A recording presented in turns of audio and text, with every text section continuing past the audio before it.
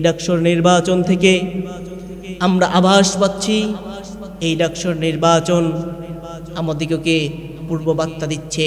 এই ডাকসুর নির্বাচন আমাদের অন্তরকে জেগে তুলছে আগামী দিন কোরআনের দিন। কথা বলুন ঠিক কিনা? এই নির্বাচন থেকে আমরা বুঝতে পারছি আগামীর দিন কোরআনের দিন। আগামী দিনে কোরআনুল কারীম সংসদে যাবে ইনশাআল্লাহ। কিন্তু শুধু আমরা মুখে বললে হবে না, আপনাদিকেও এই কোরআনুল কারীম যেন সংসদে যায়। আপনারা অনেক দেখলেন এই দল সেই দল ওই দল। বাংলার জমিন স্বাধীন হওয়া 50 বছর হয়ে গেল। এই বাংলার জমিন স্বাধীন হওয়ার 50 বছর থেকে বিভিন্ন দল আসছে, কিন্তু কেউ কোরআন দিয়ে দেশ চালাচ্ছে না। কেউ কোরআন দিয়ে দেশ চালাচ্ছে না। যেই ক্ষমতায় যায় সেই খাওয়ার চিন্তা করে, মানুষের সেবার চিন্তা করে না।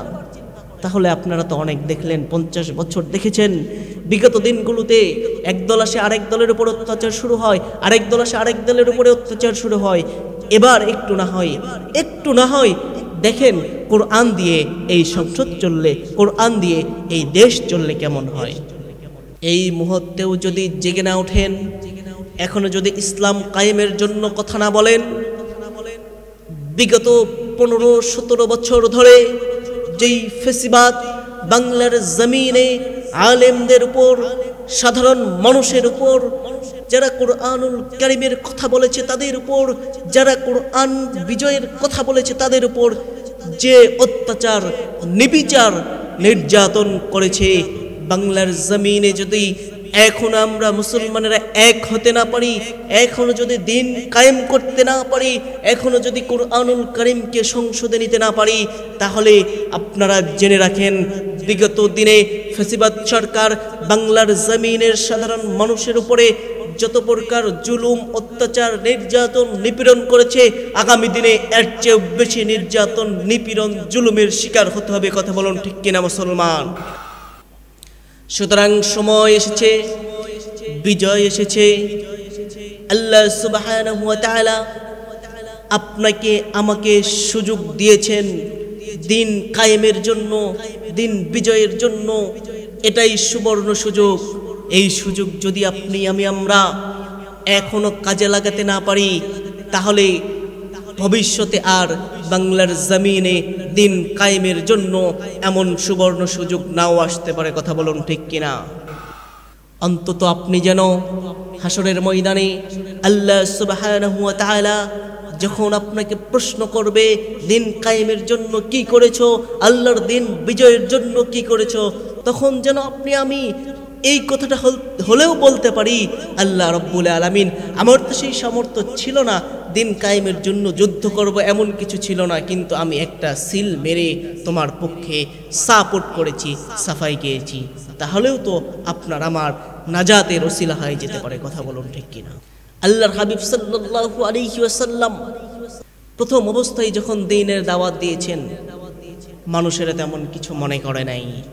কোরআন নাজিলের আগ পর্যন্ত আল্লাহর হাবিব সাল্লাল্লাহু আলাইহি ওয়াসাল্লাম মানুষের দাঁড়ে দাঁড়ে ঘুরে ঘুরে ইসলামের দাওয়াত দিয়েছেন, মানুষকে আহ্বান করেছেন, একত্ববাদের দাওয়াত দিয়েছেন। কিন্তু মানুষেরা তখনও আল্লাহর হাবিব সাল্লাল্লাহু আলাইহি ওয়াসাল্লামকে সত্য মনে করেন নাই।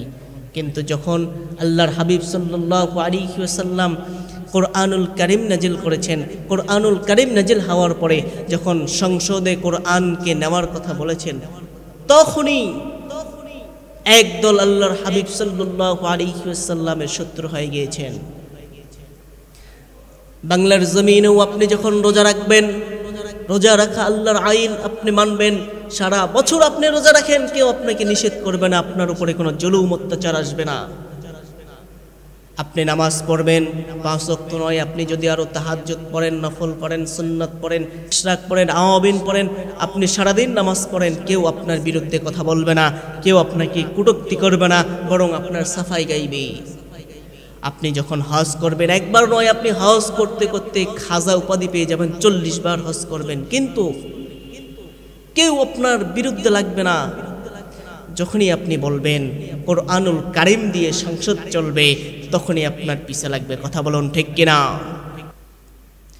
যেই আল্লাহ রব্বুল আলামিন নামাজ কায়েমের কথা বললেন, যেই রব্বুল আলামিন রোজা রাখার কথা বললেন, যেই আল্লাহ রব্বুল আলামিন দিন কায়েমের কথা বললেন, যেই আল্লাহ রব্বুল আলামিন হজ করার কথা বললেন, সেই আল্লাহ তাআলাই তো দিন কায়েমের কথা বললেন।